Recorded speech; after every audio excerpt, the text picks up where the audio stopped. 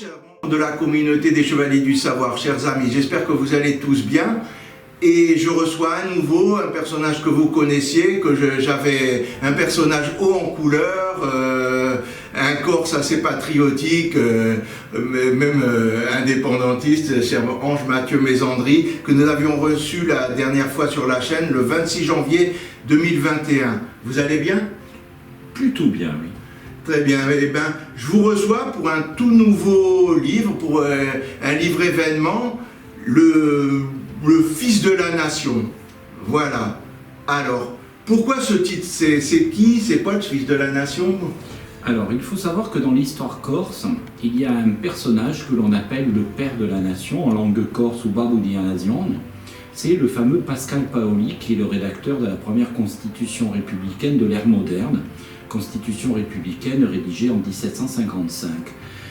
Et en fait, ce livre est un livre de politique fiction, Le Fils de la Nation, et d'une certaine manière, le personnage de ce roman est l'héritier de Pascal Paoli, non pas par filiation directe, mais par filiation spirituelle, d'où l'idée, le Fils de la Nation, ou Violi di la Nazione, si je parle en langue corse.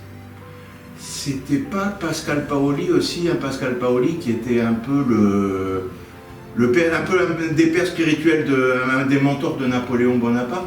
Oui, c'est-à-dire que le père de Bonaparte a été très proche de Pascal Paoli. D'ailleurs, il y a des échanges également entre Pascal Paoli et Bonaparte.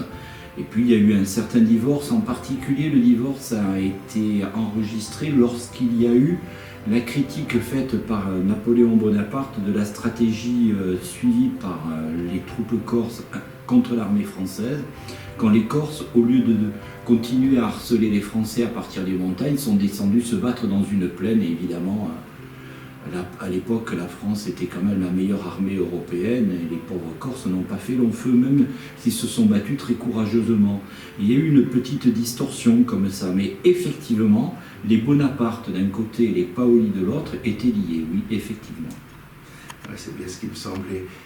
Et alors, donc ce livre parle de quoi? Vous pouvez en parler un petit peu sans trop défendre. Oui, il y a cela raconte l'histoire de l'exil d'un jeune Corse, celui qu'on va appeler le Fils de la Nation, qui s'est retrouvé aux États-Unis et qui deviendra citoyen américain et qui aidera la Corse à devenir indépendante. En fait, ce livre est un livre de politique fiction qui peut se lire de deux façons différentes. D'un côté, corse au corse, voilà, mais aussi c'est une réflexion sur ce qu'est l'état de la nation française. Le 4e de couverture le lit très bien. Hein. Ça serait bien, puisque vous avez une plus jolie voix que moi, Michael, que vous en fassiez la lecture, mais... Merci. D'accord. Monsieur Sampieri, nous Américains avons plusieurs fois remboursé à la France la dette que nous avions envers Gilbert du Motier de Lafayette. Il est grand temps maintenant que nous rendions aux Corses ce que nous devons à Pascal Paoli. C'est l'accomplissement de cette promesse faite par le vice-président des États-Unis à un jeune exilé corse que ce livre, écrit par un témoin de la première heure, raconte.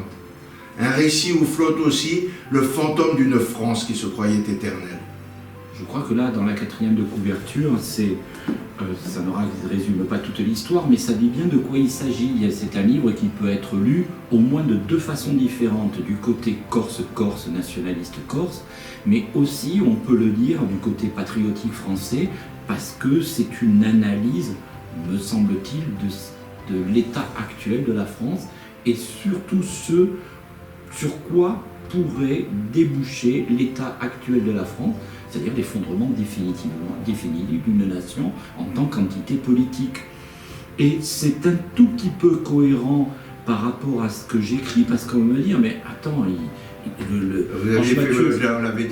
effectivement, par exemple, là, j'ai participé à ce livre, qui est un livre plutôt d'un groupe auquel je participe, et le thème, c'est le choix, refonder l'État ou disparaître.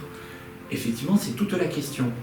La France est une nation qui a été créée par un État, c'est pas une nation qui s'est donné un État.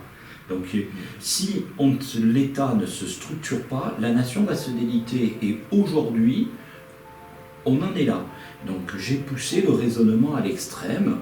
J'aurais pu prendre un autre groupe humain, par exemple, j'aurais pu mettre, notamment la réflexion sur la France, j'aurais pu la mettre dans un autre contexte, mais ça n'aurait pas été honnête, parce que je ne suis pas quelqu'un issu de la diversité, par exemple. Je ne suis pas quelqu'un qui soit éduqué, je n'appartiens pas à une minorité religieuse, je n'appartiens pas à une... ça, on voit que vous avez voulu en mettre beaucoup de vous-même dans cette... et l'analyser par rapport à ce que vous êtes. Voilà, et de la crédibilité, quoi. Maintenant, c'est une fiction politique que l'on peut lire de deux façons ou trois façons différentes, puis c'est aussi une histoire un peu policière. Et une histoire sentimentale. Ah oui, vous pouvez parler un peu plus aussi de ce côté sentimental. Oui, parce que je raconte le personnage Santu, qui veut dire Toussaint. Santu, donc qui est un jeune Corse qui s'est retrouvé aux États-Unis. Son histoire est racontée dans un livre que les éditions Maya vont publier, mais que l'histoire n'a pas encore été publiée. Et Santu, là-bas, tombe amoureux d'une Américaine, et ils vont se marier, ils ont plusieurs enfants, et j'ai voulu décrire aussi une sorte de couple idéal, d'une certaine manière. D'une certaine manière, ils ont un côté comme ça, très... je dirais pas fleur bleue, c'est pas ça, mais une certaine forme d'engagement à l'ancienne, avec autour de valeurs...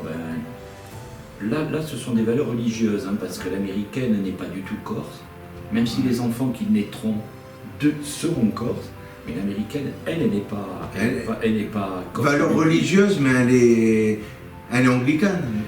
Non, elle est catholique, parce que je lui ai donné, c'est un personnage, des origines irlandaises. Ah oui, les catholiques irlandais. Et des origines portoricaines, donc c'est qu'il lui met peut-être un peu de sang corse dans les veines également. D'accord. Ah oui, c'est intéressant en plus. Puis des couples comme ça un peu idéales. On en manque un peu, je trouve, dans la littérature de nos jours. Oui, parce que il n'y a rien de scabreux dans ce livre. Autant le précédent qui s'appelle Lettre à la femme de l'autre, il y a 2 ou 3 scènes que certains auraient pu trouver scabreuses, mais c'était pour moi, elles n'étaient pas scabreuses pour être scabreuses, elles étaient ce qu'elles étaient compte tenu de l'économie du roman. Mais là, il n'y a pas ça du tout. Alors là, ça n'a rien à voir, c'est même plutôt charmant, je l'écris, même un mariage. J'en ai envie de dire des livres un peu charmants. C'est mon opinion, mais ça fait du bien un peu dans les temps. Une bonne partie du livre se passe aux États-Unis d'ailleurs. Ah, très bien. Ça semble très intéressant. Et est-ce que vous avez vraiment mis quelque chose de vous, vraiment personnellement, dans votre livre? C'est très personnel comme roman, alors vous y avez mis quelque chose, une touche vraiment très personnelle? Alors oui et non, c'est-à-dire que cette histoire, l'histoire de Santu, c'est pas du tout la mienne. Il n'y a même pas d'analogie entre le personnage et moi-même, puisque dans le roman précédent, le personnage principal qui s'appelait aussi Sampieri, Marc, était médecin et corse. Donc on peut faire une analogie là. Santu ne l'est absolument pas, mais absolument pas, il n'y a pas de lien particulier avec moi. Le seul petit détail qu'il y a, c'est que je fais allusion à un de mes ancêtres dans le livre. En particulier, un personnage qui s'appelle, je veux dire en français, Jean-Jacques Ambrosi de Castinetta, c'est lui qui a un peu déclenché la révolte des Corses contre les Génois. Et là, effectivement, ce personnage auquel je fais allusion dans le roman, oui, c'est un de mes ancêtres, ça, oui. D'accord, très bien. D'autres choses à dire sur ce roman? Je me demande les ennuis qui va m'en tirer avec la justice de ce charmant pays qui est dont j'ai la nationalité. Je parle évidemment de la France et de sa République en déshérence complète actuellement, parce que effectivement je raconte une guerre, quoi. La Corse est en insurrection complète, et elle chasse ce que dans le roman on appelle des troupes d'occupation, c'est-à-dire l'armée. Ouais. Et c'est ça que je raconte. Je raconte une bataille qui est censée laver plaie ou la meurtrissure héritée de la fameuse bataille de Ponteneau, à laquelle j'ai fait allusion tout à l'heure quand j'ai parlé des liens entre Pascal Paoli et Bonaparte. Donc la bataille finale dans ce roman, les Corses attaquent une base de l'armée française en criant Ponteneau. Voilà, c'était dire ce que nos ancêtres n'ont pas pu faire il y a 250 ans, nous allons le faire maintenant. Très bien. J'espère que vous n'aurez pas trop d'ennuis quand même. Et je vous remercie. Vous avez d'autres projets autrement après la promotion de ce roman et sa sortie? Je crois que vous avez bien expliqué, Michael, à vos auditeurs et de facto, à chaque fois que vous m'interviewez, au mien aussi, que j'étais un peu un graphomane, ce qui est vraiment le cas. C'est-à-dire que je suis bien sûr sur un autre roman. Je suis sur un roman en particulier, un roman écrit avec une personne. Ça sera un roman érotique. Oui, ça va changer complètement, un roman érotique. Vous faites tellement de choses, on se souvient que vous avez fait des poésies, des romans, des essais, vous avez traité pas mal de rock'n'roll, alors ça m'est relativement facile d'être un petit peu éclectique comme ça, de par un peu ma formation. Vous savez, le fait d'être médecin, de rencontrer énormément de gens.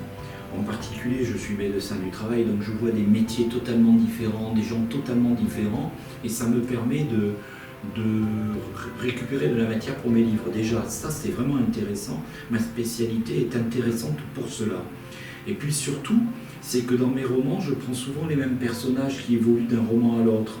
Donc ça m'est relativement facile de créer comme ça un univers romanesque. Par exemple, dans Le Fils de la Nation, le personnage principal, c'est Santu Sampieri. Mais Marc Sampieri, qui se trouve dans Lettre à la femme de l'autre, y est aussi. Dans le roman érotique à quatre mains, c'est Marc Sampieri qui revient. Et ainsi de suite. Comme ça, les personnages tournent d'un roman à l'autre. Et si un jour... c'est très subtil, quand les personnages vont d'un roman à l'autre et que ce n'est pas les mêmes romans, c'est intéressant.